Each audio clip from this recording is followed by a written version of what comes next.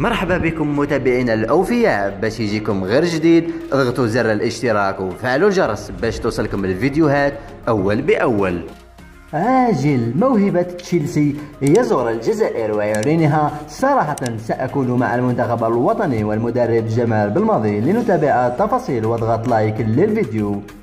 الموهبة الصاعدة في مركز التكوين تشيلسي جليل كونتي العمري يقضي عطلتها الصيفية في مسقط رأس والدته في ولاية تيارت للعب من أب وأم جزائرية. وفي اتصال مع صفحته المواهب الجزائرية باللاعب وعائلة اللاعب أعرب لي عن حبه الكبير للجزائر وتبنيه لتمثيل ألوان المنتخب الجزائري. وفي مقطع فيديو نشرته صفحة المواهب الجزائرية في منصات فيسبوك وانستغرام وتويتر مقطع فيديو للاعب نادي تشيلسي جليل كونتي أكد أنه يملك أصولا جزائرية تؤهله لارتداء قميص المنتخب الجزائري.